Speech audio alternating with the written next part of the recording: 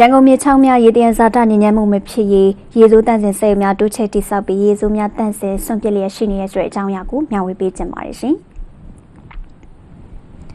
ရန်ကုန်မြို့တော်မှာနေထိုင်တဲ့ပြည်သူတွေကျန်းမာရေးနဲ့ညီညွတ်အောင်နေထိုင်နိုင်ဖို့ရေတို့လေတို့မြေတို့တွေညဉ့်ဉန်းတာမရှိစေဖို့နဲ့ရေစိုးဆွန့်ပစ်တဲ့မိလာကန်တွေကိုစနစ်တကျနဲ့ဖွံ့ဖြိုးတိုးတက်စေဖို့အတွက်ရန်ကုန်မြို့တော်စီမံသားရေးကော်မတီဟာရေစိုးဆွန့်ပစ်မှုစနစ်စီမံခန့်ခွဲမှုအောင်စရရေစိုးတန့်စင်စက်ရုံကိုအင်းစိန်မြို့နယ်မှာထပ်ပြီးတော့တိုးချဲ့တိဆောက်အသုံးပြုနေပါတယ်။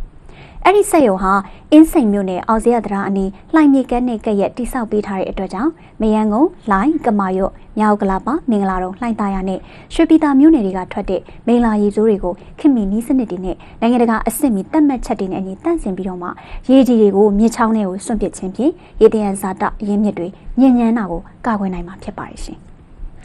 ဟုတ်ကဲ့ပါမရေဒါအခုပေါ့နော်အသုံးပြုနေတဲ့အောင်စရရေစိုးတန့်စင်စက်ရုံကိုဒီစွမ်းအားပြည့်ထုတ်နိုင်မှုအတွက်ဘလို့အားနည်းချက်တွေကိုဖယ်ရှားပြီးတော့ဘလို့ဆောင်ရွက်မှုတွေပြုလုပ်နေတယ်ဆိုတဲ့ပတ်သက်ပြီးတော့လည်းပြောပြပေးပါအောင်ရှင်။ဟုတ်ကဲ့ဆက်လက်ပြီးတော့ဒီကြောင်းနဲ့ပတ်သက်ပြီးပြပြပေးပါမယ်။အခုအသုံးပြုနေတဲ့အောင်စရရေစိုးတန့်စင်စက်ရုံအဆင့်မြင့်စွမ်းရည်ပြည့်ထုတ်လုပ်နိုင်မှုအတွက်ကတော့လွန်ခဲ့တဲ့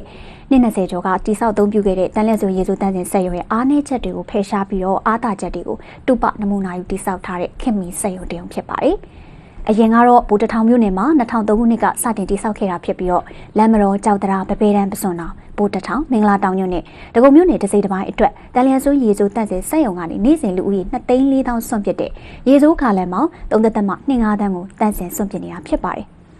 အခုကတော့အင်းစိန်မြို့နယ်အောင်စရရေစိုးတန့်စင်စက်ရုံကိုတိုးချဲ့တိစောက်ပြီးတော့ပတ်ဝန်းကျင်ထိန်းသိမ်းဆောက်ရှောက်ရေးရေပေးဝေရေးလုပ်ငန်းတွေကိုစနစ်တကျနဲ့အောင်မြင်ဖို့ပြီးတော့ဒီမြို့ပြရေလွှမ်းမိုးမှုထိန်းချုပ်နိုင်ရေးရေစိုးနဲ့စွန့်ပစ်ပစ္စည်းတွေကိုစနစ်တကျနဲ့စီမံခန့်ခွဲစွန့်ပစ်နိုင်ရေးအပြင်ပေါ့နော်မိန်လာပြုံးမိန်လာကန်ရေလောင်းအိမ်သာရှင်းလုံးအိမ်သာဒါတွေကိုတမင်ရိုးချအိမ်သာစနစ်တွေပို့ဖွံ့ဖြိုးတိုးတက်ပြီးတော့မြို့ပြစီမံကိန်းတွေတိုးတက်ဖို့အတွက်စီမံသားနယ်နိမိတ်33မြို့နယ်အတွင်းဇုံစနစ်တွေကိုဆက်လက်တိုးချဲ့ပြီးတော့အကောင့်ထဲပေါ်ဆောင်ရွက်နေတယ်လို့လည်းသိရပါတယ်ရှင်။